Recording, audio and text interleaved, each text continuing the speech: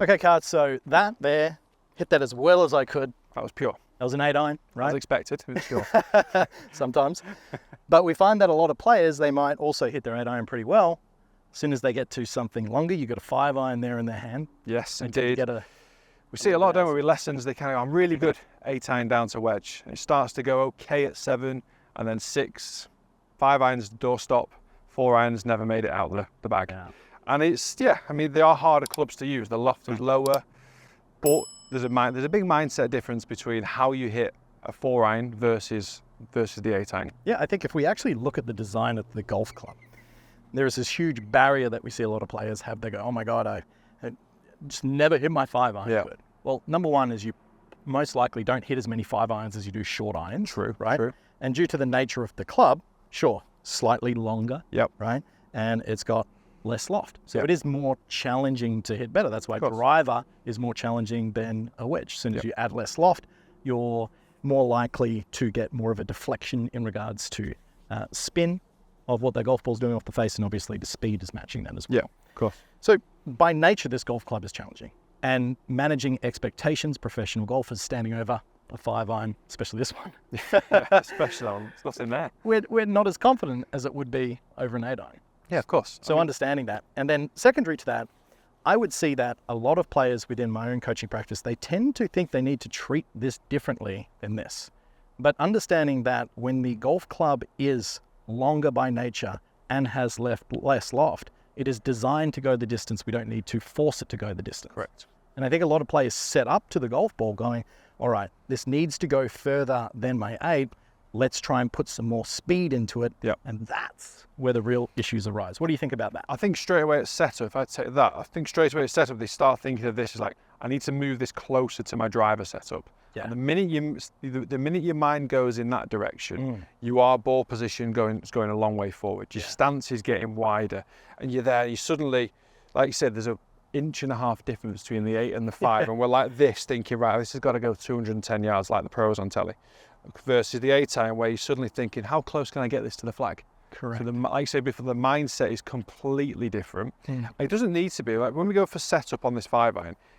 If you take your setup with the 8-iron. We'll get back to that video in just a second, but I just want to tell you quickly about my online training platform, Perform Golf. Being a player myself and going through the struggles of working on my game all the way up to playing on tour, I understand that nagging feeling that you're putting work in that's not actually making a difference to your swing and your golf game. So that's why I've created an all-encompassing membership covering every aspect of the game to help you fast track your progress and get you shooting lower scores. It's available on all the app stores and on the web. The link is down below. So sign up now, experience the difference yourself. Let's get back to the video.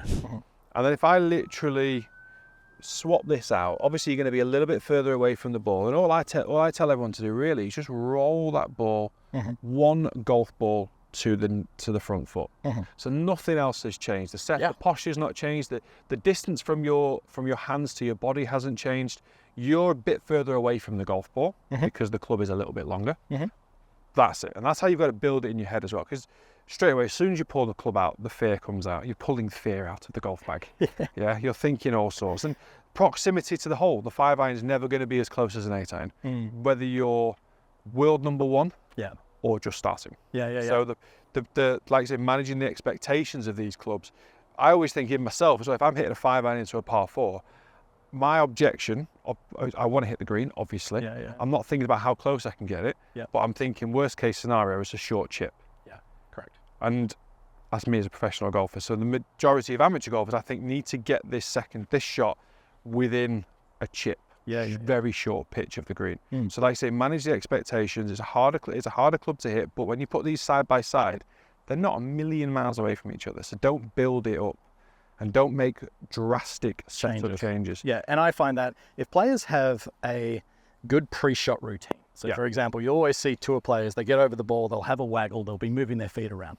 Your body will naturally adapt to the length and type of club that you're using. You intuitively know through a long time of playing golf that, yes, the ball is never going to be off your back foot for a 5-iron, relative to where it might be closer for like a wedge, right? So you'll find that your body now has that subconscious understanding of the differences between the clubs.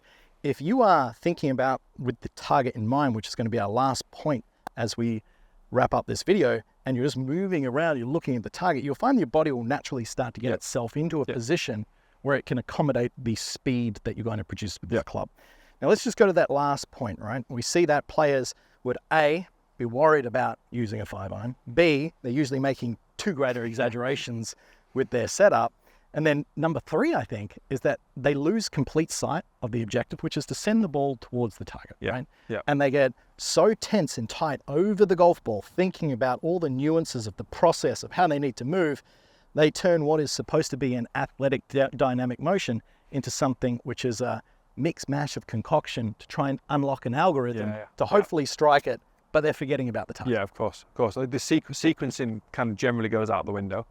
Timing as a result of sequencing goes out the window. Efficiency's then gone. And actually, a lot of golfers trying to swing it faster to get more distance probably end up swinging it slower because you're not swinging it as well as maybe what you would normally swing it, particularly with the 8-iron. So I think as a little drill, almost go to the driving range, hit your 8-irons, you've got the ball position in the centre, start with the 5-iron in the centre of the stance and then just see where it goes and then just gradually move it rather than starting it over on that front foot with that big wide stance and spine tilt and all sorts.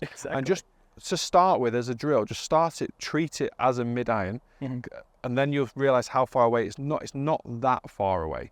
And then just creep it forward to kind of suit direction. And just to that strike. Exactly. And just to that point anyways, like when you're out and let's say it's windy and it's into the wind, you're naturally going to move the ball position back to an 8-iron. And most players would generally hit their long irons better when they're thinking they need to hit it into the wind because it's more likely going to be where it should be from the beginning. Exactly. Your compression gets a little bit. I play a lot of my longer irons more central because you just feel that compression. You see that ball strike. Get a little bit more control. I would never have it too far forward. If anything, I would always have it too far back. But what you would get is maybe a slight loss of direction, but a good strike. And I think that's got to be number one, especially with these clubs. So tying a bow on this, mate, I'm going to have the mindset with this 5-iron that I'm going to treat it very similar to an 8-iron, managing my expectations that is more than likely I might be a little bit more crooked than I would with that club. Not exaggerating my setup, I'm moving around, but I'm going to here through the ball, just focus on the target in my head. Think about finishing in a balanced, poised position after I hit the shot. Beautiful. And you can see divot-wise, very similar to what we saw with the 8. And you just lost my golf ball because you've out-mailed the green.